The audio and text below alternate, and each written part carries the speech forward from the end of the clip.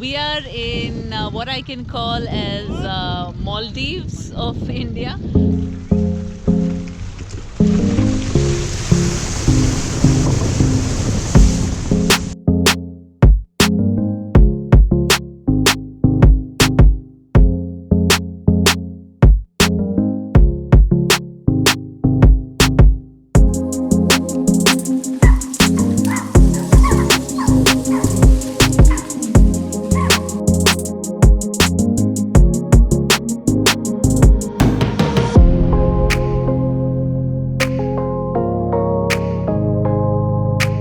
I observed something very interesting during this road trip.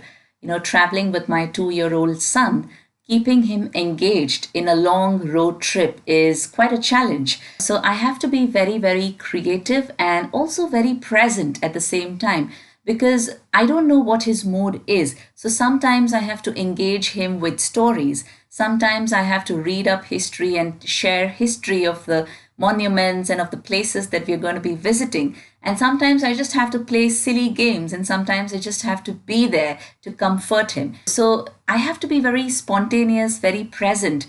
And what is happening as a result is it does not allow me space to think during travel.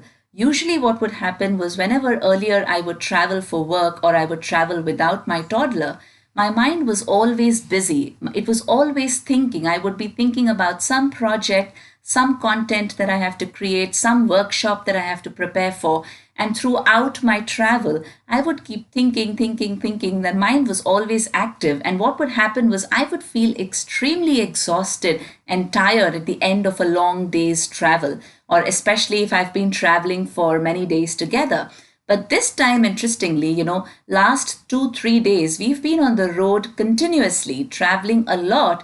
And today in the morning at 5 a.m., I'm making this video for you. And somehow I'm just not tired because this time, being with my son, I have been so present. Even when we go to visit a monument, I can't just afford to get lost in thought. I have to be very active and alert and be very observant of where he's going. And that has kept me mentally and physically very, very present.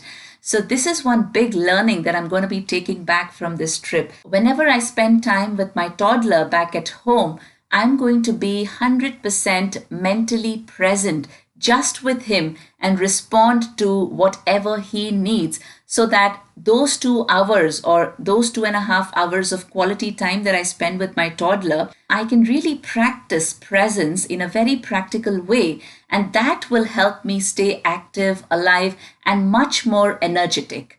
So, that really is a big learning that I'm taking back from this trip.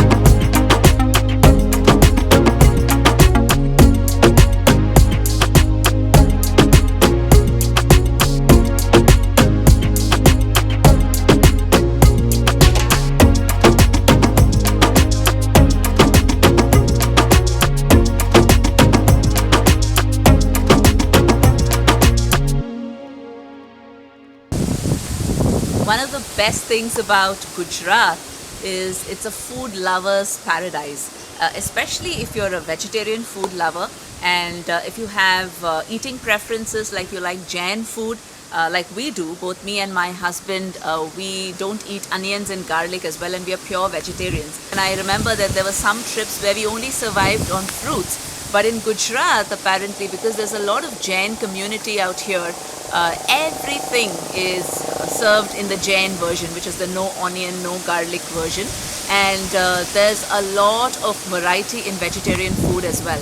So if you're a vegetarian and if you have special preferences, food preferences within vegetarian, like vegan or no onion, no garlic, or gluten free or whatever, Gujarat really is a paradise for you. And the second thing is the people in Gujarat are so hospitable.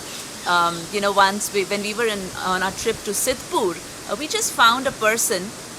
It was a local guy, and we asked him the directions to a particular temple. And he said, you know what, I can actually show you around. And that guy, he was a small kid, he was studying in 11th grade, and he spent about 2.5 hours just showing us around and taking us around the place, which was amazing. I mean, we were so comfortable in his company, and we actually got to see some very rare temples and some very rare spiritual hubs in Sidhpur, which otherwise we would have missed out. So that's the other thing I noticed, that in Gujarat, usually, culturally, people are very, very hospitable. And that really inspires you, and it teaches you so much about what you can do in your own life to make the quality of living better. So I definitely have picked up two things from Gujarat. One is to be more hospitable and to be more aware to the needs of my clients, as to what is it that they need, and not just my clients but even in relationships, to be aware of the need of the other person and to serve that. And two, to always remain carefree, light, because I know that something is always going to be possible. There's always a solution to everything, and that's something I've also learned from the people of Gujarat out here.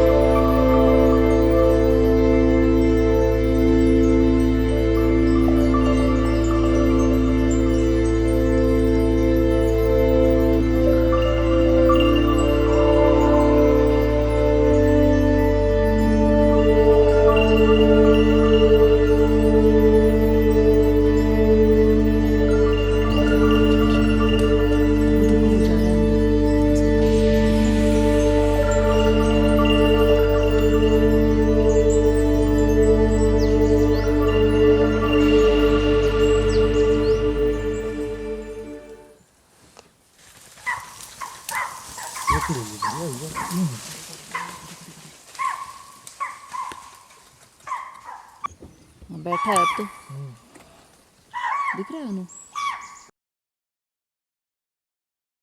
One of the things during this road trip is that we've got a lot of opportunity to spend time in nature. Visiting, not just visiting national parks and sanctuaries, but also just being in nature, stopping wherever we find that there's natural beauty and just staying there for a while, whether it's clicking photographs, just sitting and meditating, spending some time in reflection, or just enjoying speaking with my son and playing around with him. But being in nature has really calmed me. It's allowed me to be so present. It allows me to connect with who I am at my core. And one thing I've realized, that everything in nature is in such a beautiful balance and harmony. And one of the greatest lessons I learned was during the jungle safari at Gir. We went to the national park for the morning safari, and we saw one of the very rare sights of a leopard catching her prey. But what was interesting was, this leopard was waiting to prey, okay, in her position. She had taken her position to catch and pounce on her prey, and there were some deers gazing in her vicinity. So there were about 4 or 5 deers. So the guide of our jeep, he stopped the jeep there and said, okay, let's wait, because this leopard is ready for her shikar and she's just going to pounce on the prey. And so we kept waiting, and what we saw was the leopard was waiting very patiently. She just didn't go and attack. She was waiting patiently, even though there were like 4-5 deer in her vicinity. She was waiting for one of them to come into her range. So that taught me a lesson that she wasn't greedy. It's not like if something is in abundance, you go and attack and, just take everything. But you just select one and you wait for it to come. So she was waiting for almost 20 minutes. And one of the big deers came into her range slowly, and he was quite big. And I thought, wow, she's got the fruit of her patience. She's going to get a big meal today.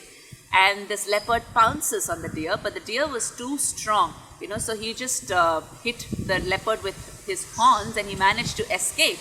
And the poor leopard kept chasing the deer for a while, and then she, let go. And then again, she comes back and she takes her position in the same way, waiting for another one to come. And of course, by then the deer had alerted all his friends, and so all the deers from that range had just disappeared.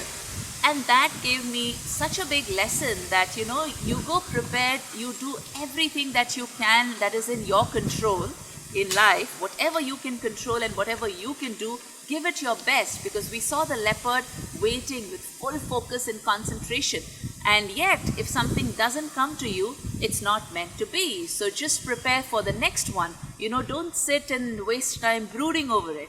That was such a big lesson I learned from the jungle, and I thought I will definitely share it with you.